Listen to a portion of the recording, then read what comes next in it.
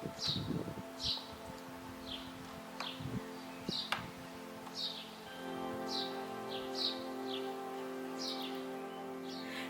छिटेन डुक्पा रेसिपीमा तपाईहरु सबैजनालाई स्वागत गर्छु अनि आज चाहिँ म यो सादेको भटमासको रेसिपी शेयर गर्न गइरहेको छु। मलाई आशा छ तपाईहरुलाई यो रेसिपी एकदमै मन पर्छ होला भनेर। रेसिपी मन परे तपाईहरुको साथी फ्यामिलीहरुसँग शेयर गरेर भिडियोलाई लाइक गर्नु चाहिँ नबिर्सिदिनुस् है। अनि यो सादेको भटमासमा चाहिँ मैले ड्राई फिश अथवा हामीले के भन्छ यसलाई ब्रुनै माछा पनि भन्छौं त्यो पनि अलिकति एड गरेको छु र सँगसँगै मैले यहाँनिर बदाम पनि एड गरेको छु। एकदमै मिठो हुन्छ, अवश्य नै एकपल्ट ट्राई गर्नु होला। ल सुरु गरौँ है त यसलाई बनाउनको लागि। यो रेसिपीको लागि सबैभन्दा पहिला मैले यहाँनिर 3 टेबलस्पुन बदामलाई भुट्न गइरहेको छु।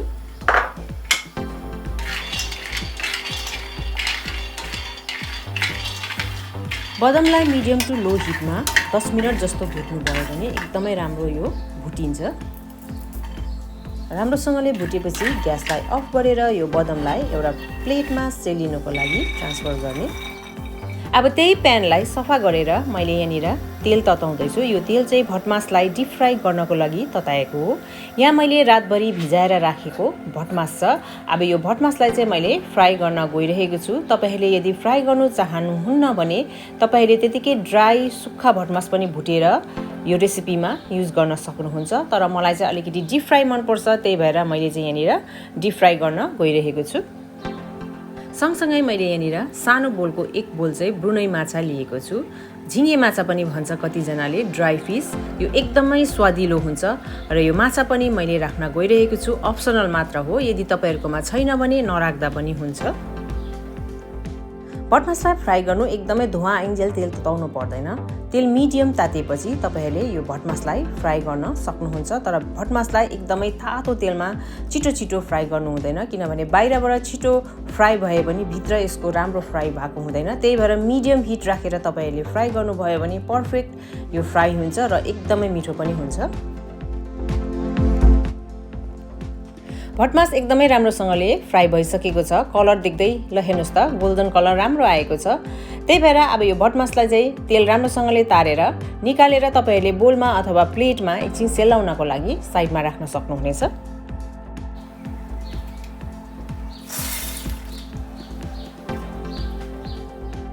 अब त्यही भटमास फ्राई गरेको तेलमा मैले यो माछालाई पनि फ्राई गर्न गइरहेको छु। माछालाई पनि गोल्डन कलरको हुइन्जेलसम्म फ्राई गर्ने।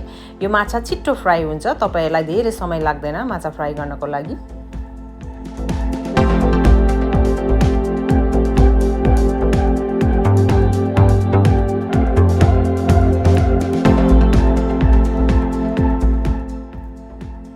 ल हेर्नुस् त, माछा पनि एकदमै राम्रो गोल्डन कलरको फ्राई भइसकेको छ। अब यसलाई पनि तेल राम्रोसँगले तारेर प्लेटमा निकालेर साइडमा राख्ने।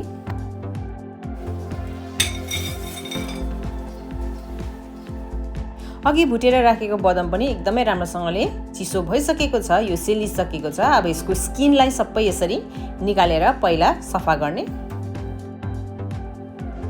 ल बदाम पनि रेडी भयो। तपाईहरुले यदि सुक्खा भटमास भुट्नु हुँदैछ भने भटमासको पनि यसरी नै स्किन निकाल्न सक्नुहुन्छ।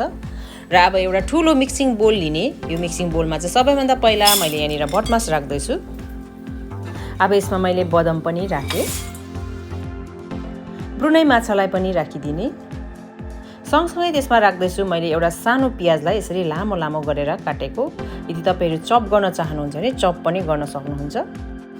एउटा सानो टमाटरलाई चाहिँ मैले यसरी मसिनो चप गरेको छु, यो पनि एड गरे। 3 पोटी लसुनलाई चाहिँ लामो लामो गरेर काटेको छु, अब यो पनि एड गरे। 1 इन्च जत्रो अदुवालाई यसरी लामो लामो काटेको छु, यो पनि राख्दै छु। 4 वटा हरियो खुर्सानी, 1.5 टेबलस्पुन धुलो खुर्सानी, 1 टेबलस्पुन चाट मसला, 2 टेबलस्पुन मसिनो चप गरेको धनिया, 2 टेबलस्पुन नै यहाँनिर लसुनको पात पनि मैले यहाँनिर एड गर्दैछु। यो लसुनको पातले चाहिँ सादेको खानेकुरालाई एकदमै स्वादिलो बनाइदिन्छ। स्वाद अनुसार नुन, काँचो तोरीको तेल 2 टेबलस्पुन, तपाईहरुले यसलाई खारेर पनि एड गर्न सक्नुहुन्छ।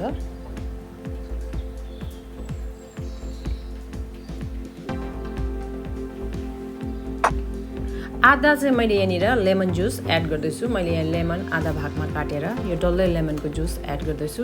अमिलो पिरो तपाईँहरूको स्वादअनुसार तपाईँहरूले एड गर्न सक्नुहुन्छ यो रेसिपीमा। यी सबै राखेको सामग्रीहरूलाई राम्रोसँगले मिक्स गरिदिने।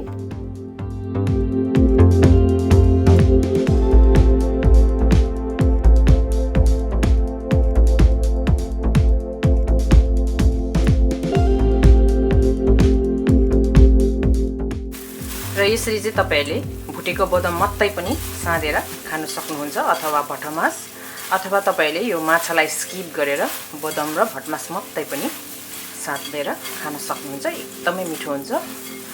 बास्ना पनि म खाइरहेको छ है। अलिकति म तपाईँहरूलाई ट्राई गरेर पनि देखाउँदैछु।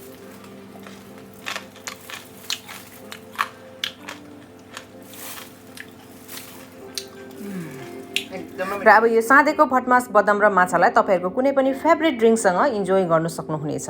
मलाई आशा छ तपाईँहरूलाई यो रेसिपी अवश्य नै मन पर्यो होला भनेर। रेसिपी मन परे साथी फ्यामिलीहरूसँग सेयर गरेर भिडियोलाई लाइक अनि कमेन्ट गर्नु चाहिँ नबिर्सिदिनुहोस्। अनि च्यानलमा नयाँ हुनुहुन्छ भने प्लिज सब्सक्राइब पनि गरिदिनुहोस्। Thank you, by by.